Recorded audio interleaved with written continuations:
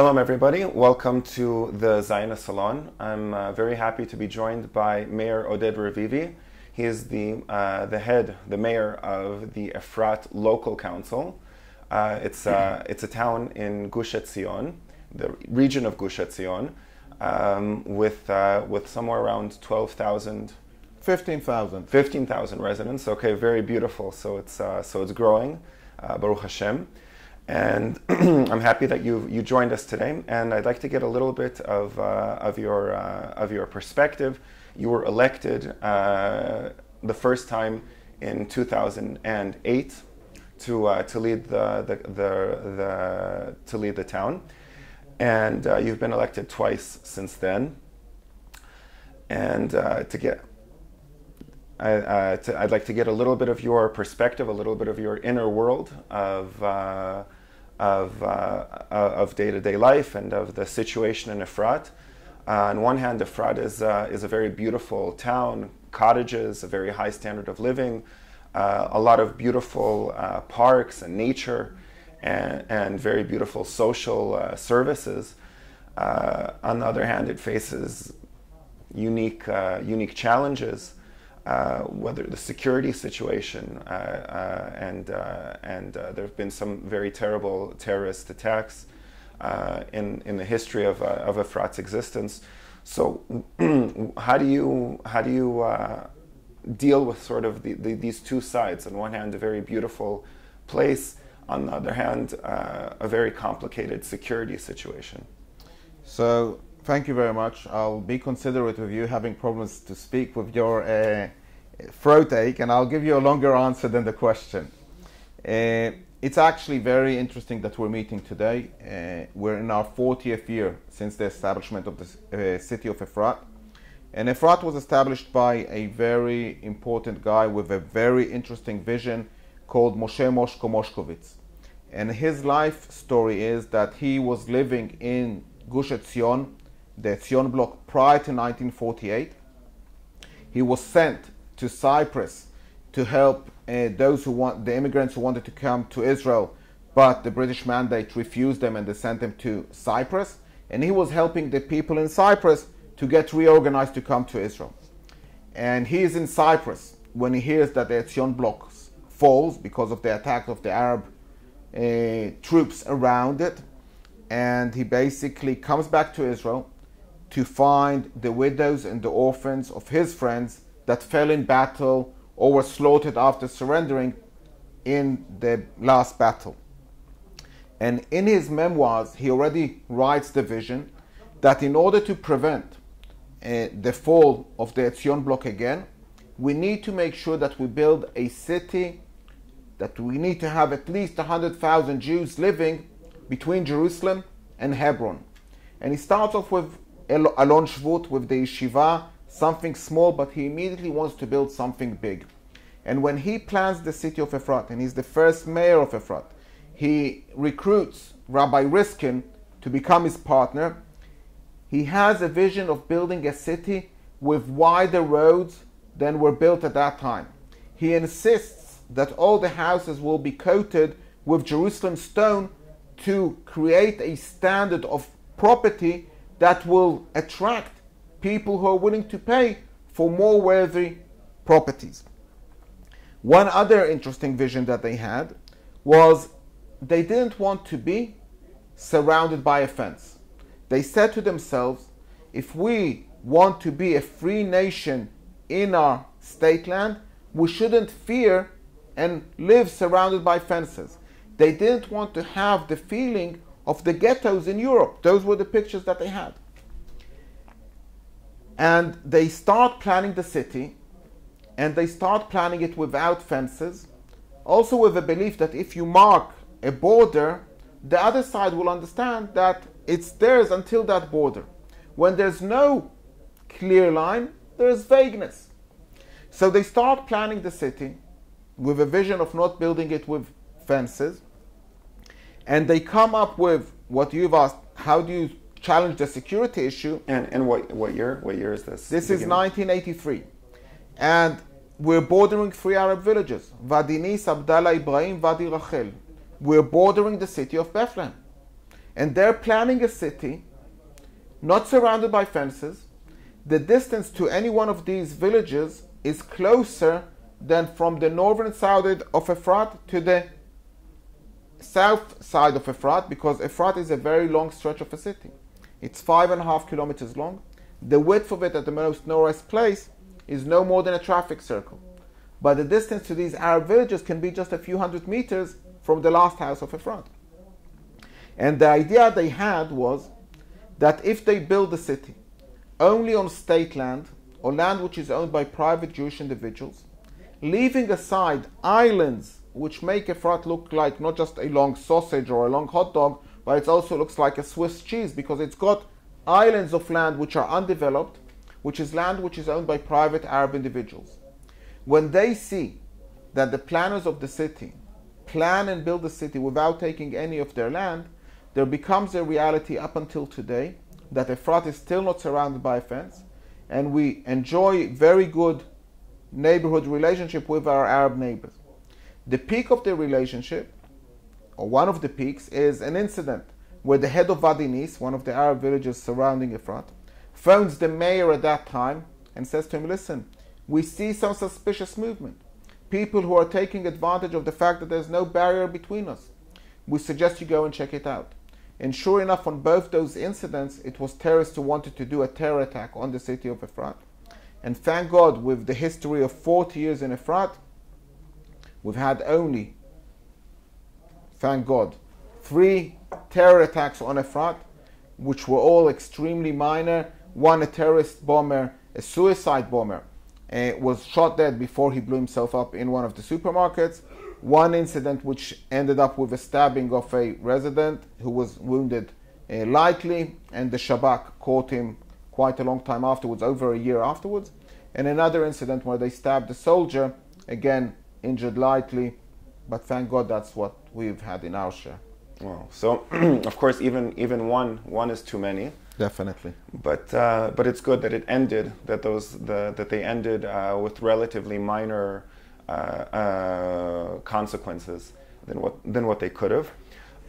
I also happen to be a resident of Efrat, and I'm now no longer, I don't think, a new immigrant of Israel. I've been here for more than 11, 12 years by now.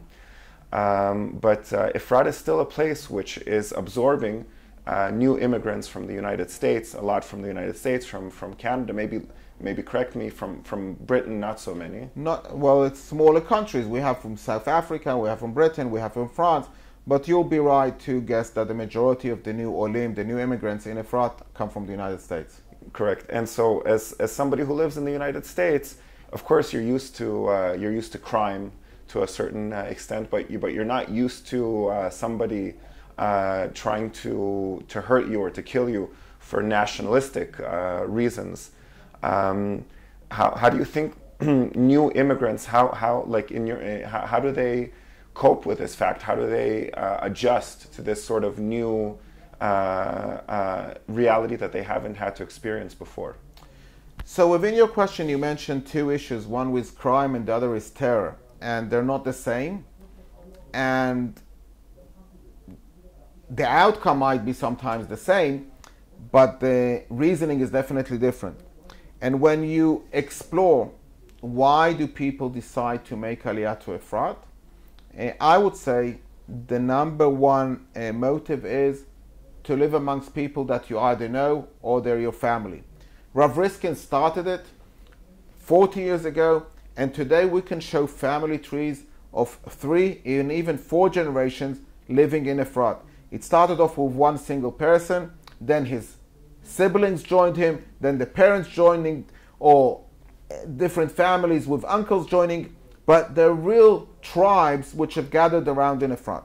Also, if you don't know a word in Hebrew and you only speak English, Efrat is an amazing place to come and make Aliyah to, because you can get along with only speaking English, not knowing a word in Hebrew. Right, for better or for worse, it's not always such. Right, but when you're thinking of making Aliyah and you're worried about the barrier of language, this is an easy, relatively landing spot to land in. You mentioned crime. And I think that's one of the shocking things when people come to Efrat. And you can go on Friday night, 1 o'clock, 2 o'clock in the morning, walk around in the streets and see thousands of youth walking around, socializing, talking, meeting their friends. Their parents are sleeping soundly in their homes. Not because they're negligent parents, but because they're assured and they know that when their kids will come back home, they won't be sexually abused, they won't come across any acts of crime, drug abuse, any of those things that they might have left behind in their origin countries. So that is a very positive anchor. And when people are looking for places to raise their kids, that is definitely one of the selling points. Regarding terror, I always say to people who ask me about terror, two very shocking facts. Most people are unaware that the amount of people that died in 9/11 in Manhattan was exactly the same as the amount of people who died because of terror attacks in Israel from the day it was established. So just think of proportions. Number two, most of the terror attacks happened within the undisputed territories. The big cities, Jerusalem, Tel Aviv, Haifa, not in the disputed territories, not in the what they call occupied territories, not in what we call Judea and Samaria. We had Shomer HaChomot, right? We had the rounds of violence in the mixed cities just over a year ago. People called me from Lud and they said, what's the situation in Efrat? I was embarrassed to say to them, we're living our peaceful life. So if you know to put the emphasis on the majority of the days that there are no terror attacks, the day that people drive up and down the roads not getting hurt, go shopping in Rami Levi, right, where they see Jews and Arabs shopping one alongside the other. That doesn't make the news. Precisely, because the news will always tell you about a man biting a dog. It will never report about a dog biting a man. So I put a lot of effort in trying to spread the word, what happens on a day-to-day basis, because I think that's where you strengthen your community instead of weakening them when there is a terror attack. So on the same note, let me ask you, we talked about the establishment of Efrat, talked about the security situation. What do you now see as being the future? Like you said that there's no fence. So is there room? There's the two new neighborhoods of Efrat, which I'm a resident of one of them. Are there more neighborhoods in the plans? Is there room for Efrat to continue to grow? So Efrat's original plan talks about a city which is 3 times bigger than what it is today. What's stopping us? Not lack of demand, only, I would say, one signature and one person keeping his eyes shut. We need to have a prime minister that's willing to market the rest of the land which is available, and we need to have a president of the United States who is willing to keep his eyes closed or shut in order not to interfere. Now, people who might see us in the States won't understand why do we need the act of the American president, because unfortunately, when Israel decides to build in Judea and Samaria, there are countries who take it very quickly to the Security Council of the United Nations. Resolutions in the United Nations can be very painful to the state of Israel. If it is done in coordination with the administration in the United States, then they use their veto power, and then Israel is walking on safe ground. It's hard to understand, it's hard to accept. That is the way the game is being played. We saw at the last days when Obama ended his office, just before President Trump came into office, where the United States decided not to use their veto power. Israel suffered severe consequences because of that. There was a second attempt to pass another resolution against the state of Israel, and back then Prime Minister Netanyahu, with his connections with President Putin, managed to get Putin on board that he will use his veto power against the resolution in the Security Council. So when people say, where is Israel standing now with Russia and the Ukraine, when you want to understand what importance there is as to who is the Prime Minister of the State of Israel, as how he's perceived in the international community, these are incidents that we can learn from the past. We might not like all the decisions that a specific person is doing as a Prime Minister, but we have to understand that the picture is way wider, way more complicated, and that's why were recorded before the elections. We don't know yet what will be the outcome of the elections, but with this current government, there was no hope that these new units will be allowed to be built in Efrat. I hope that after the elections, we'll have a government that will move forward building it, because you know, as a resident of Efrat, the demand is crazy. Prices are climbing up, definitely, like way beyond what there is happening in Israel, because people enjoy quality of life. They enjoy the proximity to Jerusalem, and it's an attractive place. For sure, for sure. maybe another question, in a sort of maybe a challenge that could come from a Zionist perspective of is it possible that there's so much emphasis being placed on settling Judea and Samaria from the religious Zionist camp, from the otherwise Zionist camp, that we might be neglecting settling the areas that are already inside of Israel that are also under challenge from be it from the Islamic movement in the south or the north. That are we putting? Is there a potential danger that we're putting all of our eggs in one basket, and then at the end there could be some sort of an agreement? A government could come to power that causes a loss or relinquishment of some of the lands that we currently hold in Judea and Samaria. And then we lose in Judea and Samaria, and we also lose in the Negev and the Galilee, because all that time we spent focused on Judea and Samaria, and we completely, under our noses the whole time, we've been losing the Galilee and the Negev.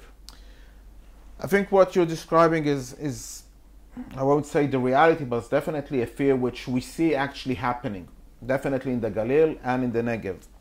And I think one of the things that the religious Zionist movement needs to learn, and it's not being learned quickly enough, is that we can't close ourselves in ghettos and only look at the interest of what we think is important.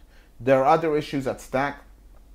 It is a number one issue of importance that we carry on engaging with other parts of Israeli society, because we're not big enough, we're not strong enough to do all the things. And if we create sectors and camps that we don't engage with them, and we even come into conflict with them, we see that at the end of the day, other issues which are Israel is challenged with, there's nobody there to take the stand and to actually do things. It's no secret the majority of the people of Israel want to live between Hadera and Gadera, in the very concentrated, crowded area of the surrounding of Tel Aviv, where you have open spaces in the Negev, open spaces in the Galil, which are being neglected, and inland there's no vacuum. If the owner of the land doesn't actually possess it, you see intruders taking over, and it's become so widely spread that Israel as a government, as a state, hasn't got enough power to deal with all these trespassing of property all over the country. So let's say tomorrow, Mayor Oded Revivi is Prime Minister Oded Revivi. Yes, what policies would you put into place to preserve our hold in Judea and Samaria, and also preserve our hold in the Negev and the Galilee? So if we talk about Judea and Samaria, I think one of the big mistakes that were done in the beginning was that a lot of the small settlements had an acceptance committee, similar to what there was in the kibbutzim. Basically, it's an act of snobs that don't want to see people who are slightly different than them within their community. And we need to open these committees to basically say we accept every single individual. We are interested in bigger crowds coming over. As Prime Minister, looking over the whole of Israel with the whole interest, and one of the issues that is definitely a burning issue in these elections is the issue of transportation. The roads are very crowded. Public transportation is not of a high quality. But workplaces as well. If I want to live in the Galilee, but I don't have anywhere to You're reading my thoughts, okay? Everybody is commuting to the area of Tel Aviv, if he would have been knowledgeable enough, seeing the future clearly enough, creating 3 new centers for jobs, one in the Negev, one in the Galil, one in Judea and Samaria, could change the direction of traffic to these working centers, and then you would find people also going and living there, also challenging the watching over the land, and also reducing the level of transportation that there is on the road every single day. Yeah, of course, it was, I think, Winston Churchill that said that democracy is the worst form of government, except for all the others. But as somebody who lives in Israel, who didn't originally start in Israel, example I'll give you is the light rail that in Jerusalem, 2 cars. It becomes very crowded, and it's obvious that it wasn't built with a long-term vision, right? It was built with the vision of until the next elections, right? Somebody builds it and says, I have something now to prop myself up for the next elections. But like it just seems that there's a lack of a long-term vision of infrastructure establishment in Israel, or policy in Israel, which is for really the long term. Sort of this idea that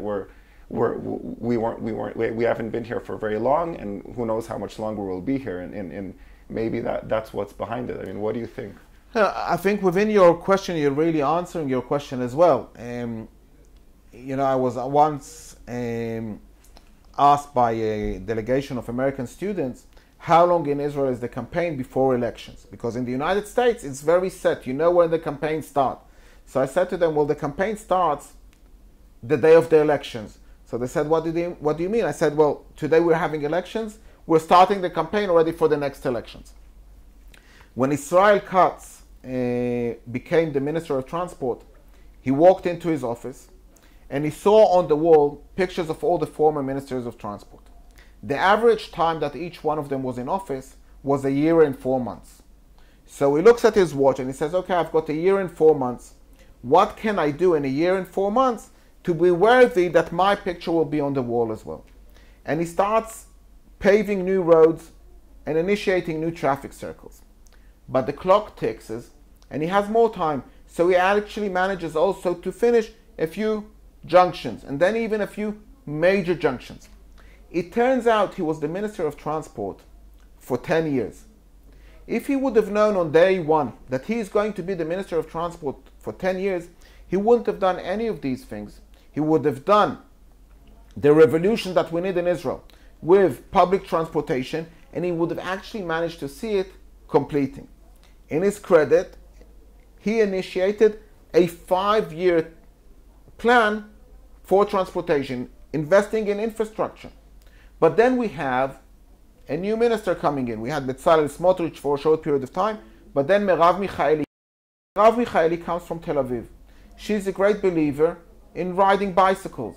So she cancels all the plans that were in the pipeline for 5 years, and she says, now take all the budget for bicycle lanes. Obviously that won't solve the problem, right? There was supposed to be a new road to Eilat. There was supposed to be a new road to Gush Etzion. There was supposed to be all sorts of different infrastructures to accommodate the ingrowth of volume of traffic. So when you have politicians who get elected upon the popular vote, you're absolutely right. They're trying to achieve short-term initiatives. They can't foresee the importance of long-term planning. And Israel considered itself a young country. People are unaware of the facts. 50% of the country's members of the United Nations today are younger than Israel. We are part of the mature adults of the club already, and we need to start to behave according to that. In terms of age of the population? No. In terms of the age of the country. The age of the country. 50% of the countries got their independence after the State of Israel. Right. India, I think, 1 year before, and all of the Arab countries. Yes. And then the whole collapse of Yugoslavia. You've got many areas. Correct. And the Soviet Union. Just think about it, and then you see, oh yeah, what he says makes sense, but you can go and check it out. Right, and we're also a 3,000-year-old country. I didn't count the 3,000 years. I counted since 1948. Since the modern establishment, correct. So of course we mentioned that prediction of elections, we're again facing elections again until the next ones. But no, I hope by the time you broadcast this, we won't be facing elections again, and we'll have elections in 4 years. Yeah, we're coming up on it, but it's wishful thinking. But if we're on the subject of wishful thinking already, what do you, without your prediction, but what do you hope happens? Like what's the best case scenario after November 1st? It's a very difficult question, and the timeline is very tricky. Okay, you're interviewing me a week before the 1st of November. 1st of November we have elections, and I don't know if you'll actually broadcast this before the elections or after, and whatever I'll say might sound extremely unrelated to the results of the elections. But let's say you were broadcasting it now live, and we need to predict what's going to happen. And I think one of the tragedies of the last few rounds of elections that happened in Israel, it's that it's become extremely personal, and people forgot what is the goal. People forgot what are the needs of the country, what are the needs of the people. And I can only hope that the coalition that will be formulated will be a coalition that understands that they have to look at the broader picture rather than the small segments of what the small parties are representing. All the coalitions that Israel has had since the day of its establishment up until today always relied on small parties. Those small parties received way more power than their percentage of what they're representing, and it brings out a government which has a problem functioning. The current government was the biggest example. You had almost 8 prime ministers because they were formed of so many little parties. Each party had a veto power over every decision that was made. You couldn't make any decision about any topic. And I hope that we will have, personally, a big Likud party. It will join forces with other parties, but will understand that they can't pull the agenda just according to their campus because they're the last finger in order to have a majority. They need to understand what their percentage in the society and understand that there's a bigger picture. Absolutely. So now, if we talked about the big picture, maybe come back a little bit to the small picture in Efrat. So as we mentioned, you talked earlier about the relations with the Arab villages around. Could you say maybe a little bit more about that? Because on one hand, people who are maybe watching this, they see it as a very naive approach. Like from their perspective, a winner takes all sort of. Either the Jews overcome the Palestinian national movement, or the Palestinian national movement overcomes Israel.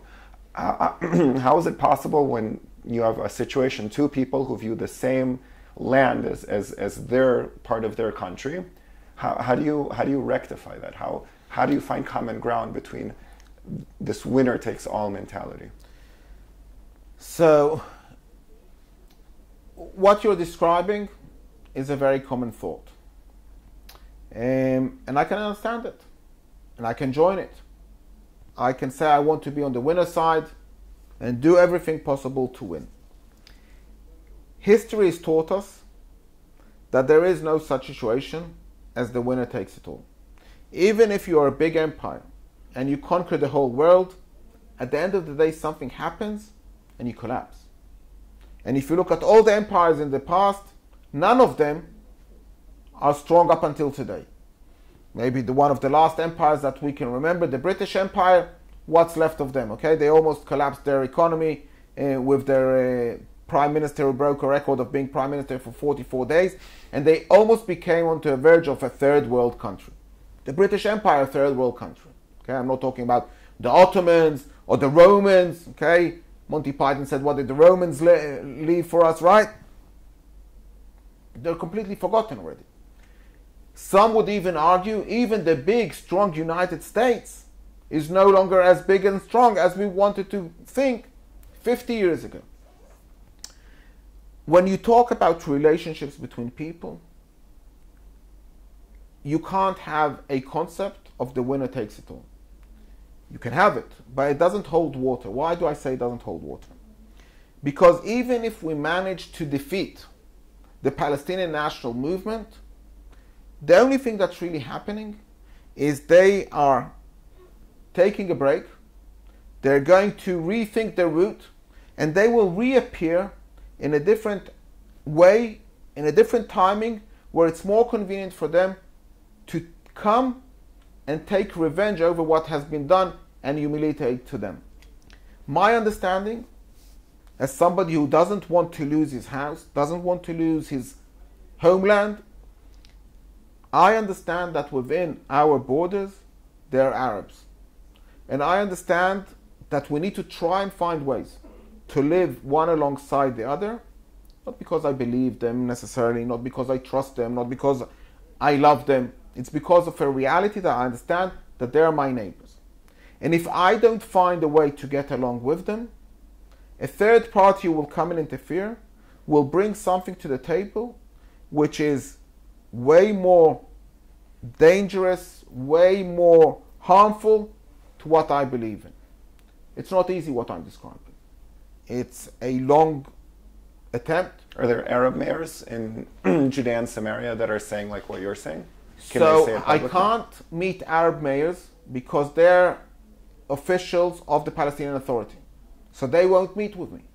But there are definitely heads of villages who see the corruption in the Palestinian Authority, still remember their reality before the Oslo Accord, come and cry to me, why can't we go back to the reality of before the Oslo Accord? And you understand that they're suffering, that their leadership is not looking after them. When you see suffering and you see pain, you say, oh, there might be here an opportunity to engage in something. We engage, we try and cooperate. Sometimes where these engagements get published, they get arrested by the Palestinian Authority, they're invited for interrogation. How dare they hold peace negotiations with the Zionist enemy? They're having a hard time.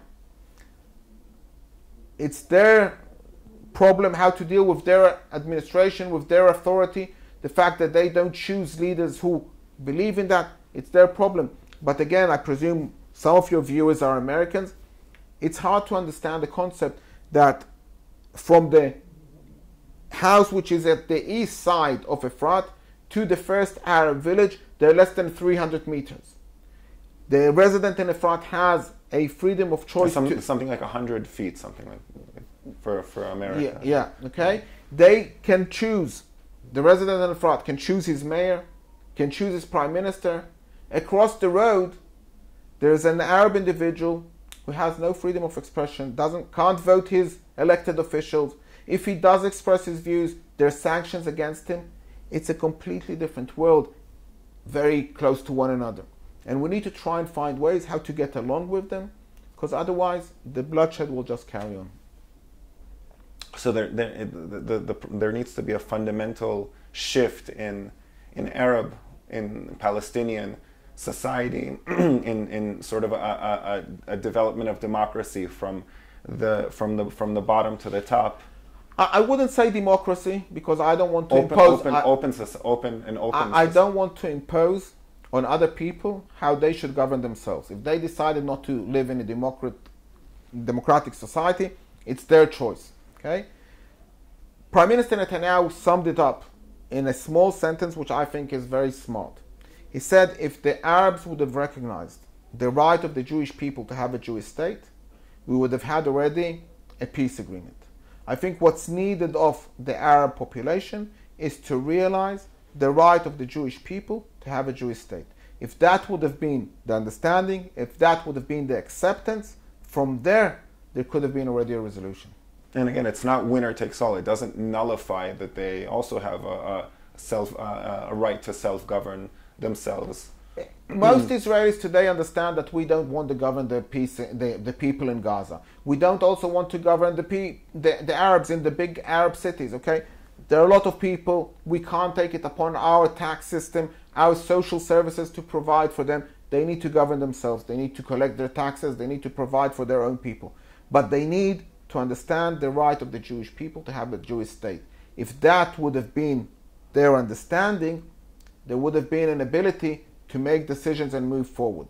As long as that's not the understanding, we're in an endless round of bloodshed, which whenever you think that you've managed to defeat them or you've managed to create the level of protection to protect your society, you just see that somebody comes and raises the level of threat, and then you need to raise the level of fences, and it's an endless battle of defending and attacking, which doesn't end. So, how does it end well? Maybe to sum things up, maybe it's a too big of a question. But how did this situation? How does it ultimately become resolved? I think there's no choice but to engage and to get to know. And I'll give you, in order to conclude on a nice note, you know, Israel has been pressurized in endless times, endless attempts by endless countries to engage in a peace agreement. And what do? Those people who initiate these peace treaties, peace summits, they take you into a very luxurious hotel in a very fancy tourist site, food and beverages around the clock, and the atmosphere is very well. And they say to you, you know what, you have got 5 months, 6 months, 10 months, declare off a building freeze, engage in negotiations, at the end of it we want to see a peace agreement. The people who initiate such a process fail to understand what does it mean to have a peace agreement. And I compare it to a love story. When you see somebody that you're interested in, you go and find out some information about who is it, who is she, what do we know about her, who is the family, what are the points of interest. Then you ask to go out together, then you start to get to know one another, you fall in love, you get engaged, only then you get married. You can't impose on this couple of two strangers, put them in a room and say to them, okay, you've got now 6 months, 10 months, come out of the room with a wedding ring on your finger. It doesn't work like that. Not going to be a very good marriage. It's not going to be a very good marriage, precisely. And because we're talking about people, that there is a lot of bad blood in between, we need to find ways how we can engage and to get to know, be less afraid, and from that, build a tower of hope. And please God, peace. Amen. Ken Yeratzon. Meir Revivi, thank you very much for joining us here today. My pleasure. And may you have success in Efrat and in everything that you're working on. Thank you very much.